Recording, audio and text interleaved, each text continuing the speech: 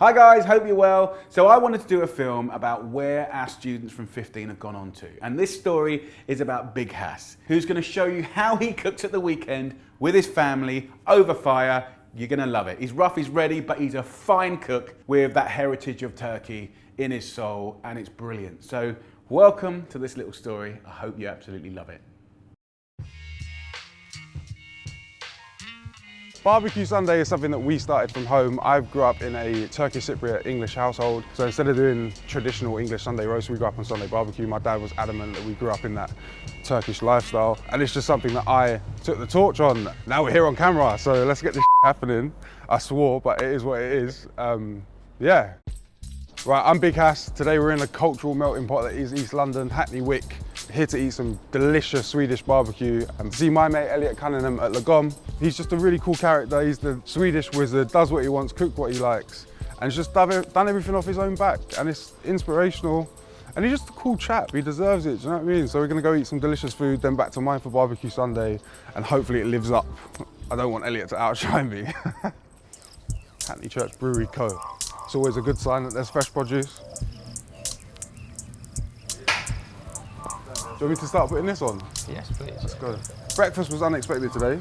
Not your average egg roll. When you say to someone you want an egg roll, that's not what they're expecting. Elliot's made a barbecue sauce, and the bit that you'd pass in a sieve, Elliot's kept it, and we're just using it as a little chili jam. Yeah, it's like a tomato jam. Right, get involved, eat. Hurry up, eat. Let's do this. Elliot, that was so dirty. What are we cooking today?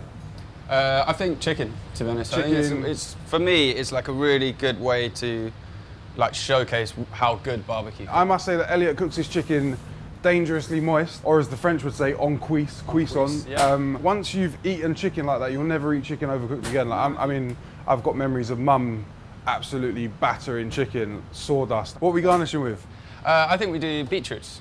Cool. If you want to chuck those straight into the charcoal. What I've done deliberately is got really hot charcoal at the bottom, and then these non-burnt out ones there, that essentially creates like a grill for the charcoal to be able to breathe, but also beetroot allowed to have contact on the charcoal. And if you put them directly onto a hot barbecue, you'll always end up with one side that's super crispy that you can't peel back. Yeah. So you've moved from cooking them to annihilating them, then they turn to carbon and they're not that nice to eat. We don't really want to cook them that much. I mean, if you look at these ones, so this is ones that we've done.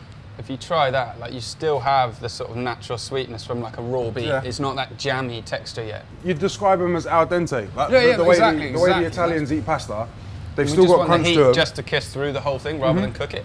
So using two different types of beets. Yeah, candy and golden beets. Candy are these beautiful ones here that look almost a bit like smoked trout. And then golden beets are these yellow ones. They're very earthy, deep flavour, and I guess with like the smoke, you don't want anything to overpower your main ingredient. Have you put anything on them? No. Just straight, legit. Right, so what can we do? Marinate some of these, so we'll pre-slice them. Yep. Cooked a load yesterday. Use a bit of garlic oil, which I use for everything. Comfy, I'm making one today.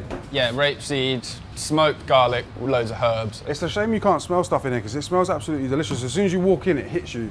I mean, it penetrates your soul. You'll leave here knowing that you've eaten here from the log smoke. But So you want to add a little bit of that as well, which is reduced balsamic. reduced balsamic. You can use some of that as well.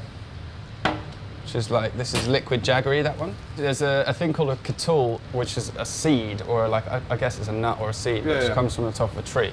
And this is essentially the liquid version of that. I mean, it's like honey. A beet's something you'd eat in Sweden. Oh yeah, loads. But Yeah. typically you'd get those really red, you know, like purple ones that you'd get here as well. If you've got a local veg dealer, support your local veg dealer. Everyone supports their local drug dealer. Get involved with the veg man. Make friends. If we were going to serve that as the carpaccio, we'd have laid it a bit flatter. But, Okay. I like height. I was always taught to No, dress with of height. course. I'm teasing.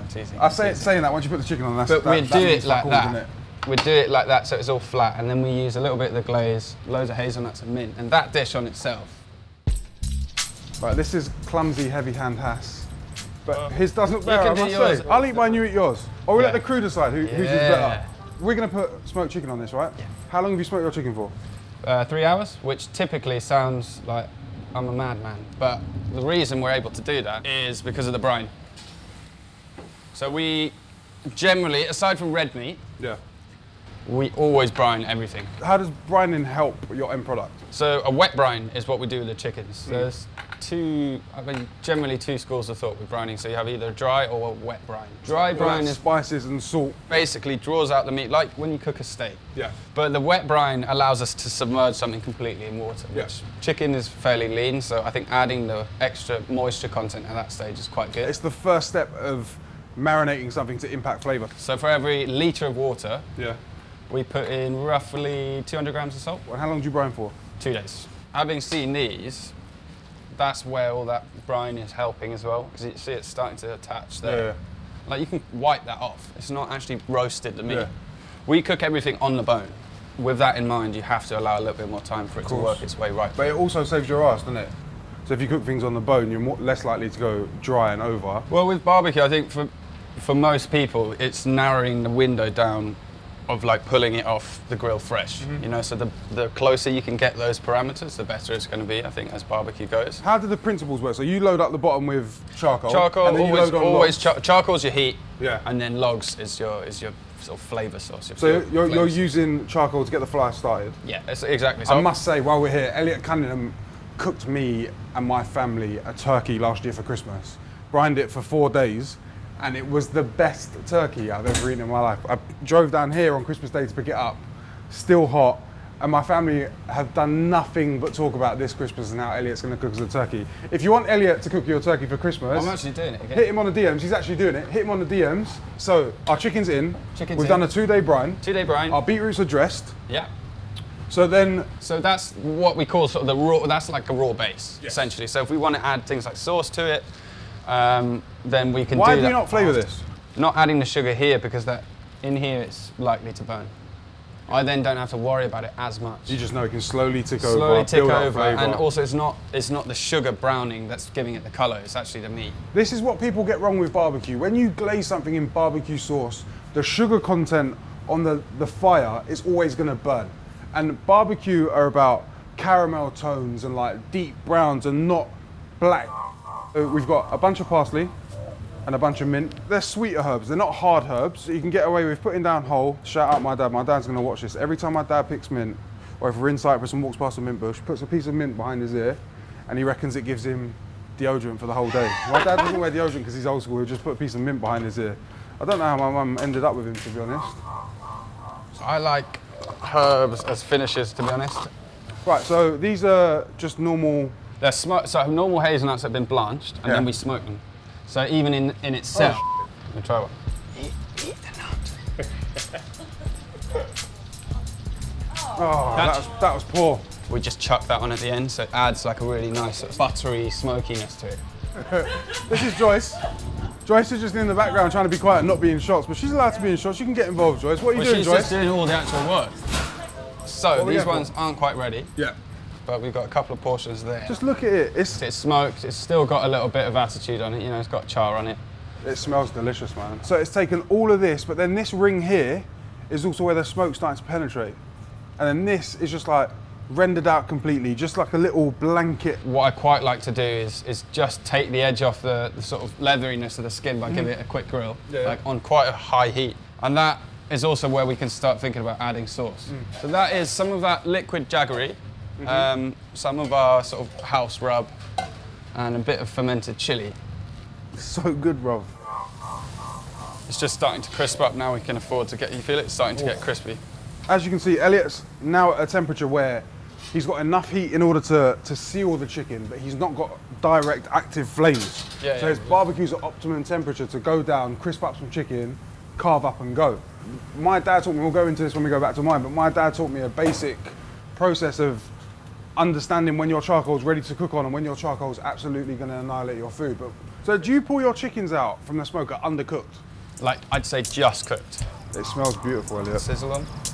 This isn't just any food. This is Elliot Cunningham's 4-hour smoked chicken with fermented chili glaze, spread by a handsome Turkish man, cooked by a handsome Swedish man. Dangerously moist. Dangerously moist. And then obviously what chefs do nowadays is just take millions of pictures. Carve, please. Carve. Do the honours. Please. I want you to show them, El, where the natural point is in order for you to separate a drumstick from a thigh. You can see it. It's basically where that hinge is, where the joint is. It's also a good way to see the crease on. Straight down, just look at it, man. Just look at it. Ta-da! Nailed it. He nails it every time. You're never gonna come here and eat a dry piece of chicken. It's not possible. I think I might even go. Yeah, I was gonna go more hazelnuts and then a drizzle of comfy and then just get stuck in. So this is raw rapeseed oil that they get from the process of extracting the rape for just the general, normal oil. And then that's it. Elliot, tell us the name of the dish and what it is. So that is smoked chicken, pit beets and fermented chili. Can I eat it now? Can we eat it? Yeah, man, let's do it. This big one's mine, bro. What bit are you going for? You went for bone first. So dirty. Dirty in the best way possible. I mean, I like the mint. The mint and the beets go together well. That's that like smoke ring. You know when something's really good and you just don't want to talk anymore? My mum always said as a kid, as soon as dinner hit the table, everyone went silent. And it's one of those dishes that if you're sat with friends, everyone would just go silent. You don't need a knife and fork, get your hands dirty. Where's the inspiration though? Where's the inspiration from? It's simple things that done well, I hope. It's all good to me. Team, get involved, let's eat before it goes cold. Right, put the cameras down, let's get stuck in. Eat it now, please.